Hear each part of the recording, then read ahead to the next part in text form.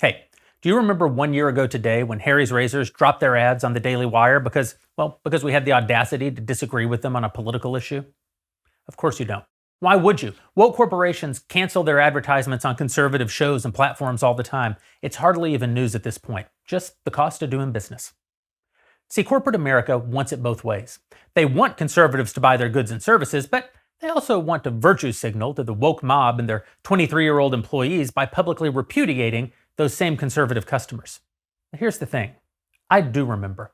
I remember every time one of these cowardly companies betrays us, and it is a betrayal, make no mistake. They know our politics before they advertise with us. It's why they advertise with us. We reach a large audience. They want that audience to buy their goods and services.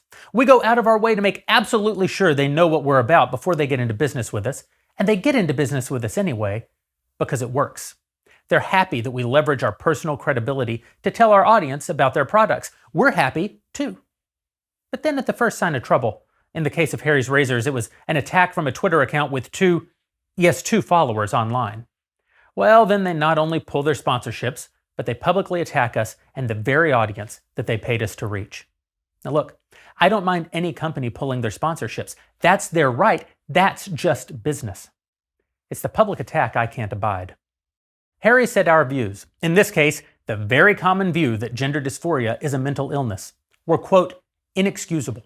They said it publicly, showing the whole world how pure they are, of course, but also signaling to all of our other advertisers that the only excusable thing to do would be to also cancel on us. See, that makes it a direct attack on our business and a direct attack on our audience, too. So what are we to do? Well, what conservatives have been doing for years is lose. We're supposed to take the L. We're supposed to get a little poorer. We're supposed to hire fewer people. We're supposed to be a little less profitable. And of course, we bitch. Oh, how we complain. The left is terrible. It's cancel culture. They're trying to silence us. And then we beg. We beg for donations mostly. Stand up to the censorious left, we shout, by sending us your money. And what you get for your money is, well, more losing and more bitching and more begging. That's economic incentive at work. As far as actual action, at most, we might rally for a good old-fashioned boycott. Boycotts, of course, cost the offending company in question virtually nothing, and they're over in virtually no time. Of course they are. Because in the end, we still need those products.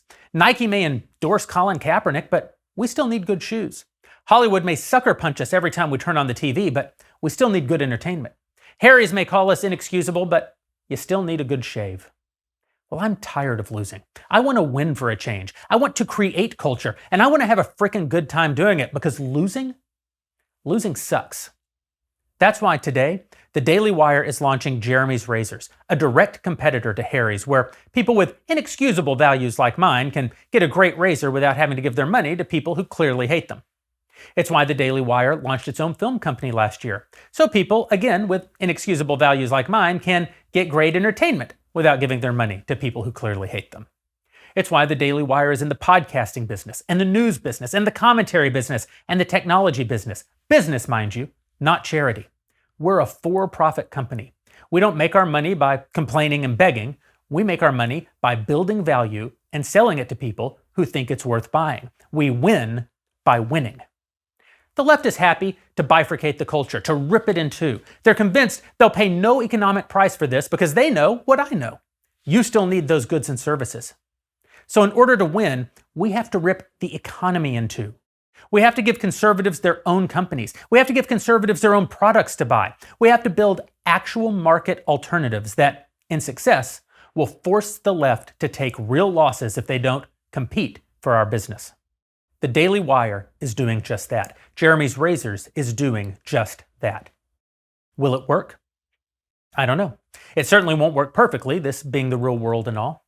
But I know what won't work, what doesn't work. And what doesn't work is the nonprofit right losing its way to higher and higher donations from a smaller and smaller conservative movement that still has to actually spend its real money paying the left for all of its goods and services.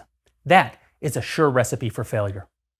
If we want to win, we have to compete. And competition means building a future, not just lamenting the loss of the past.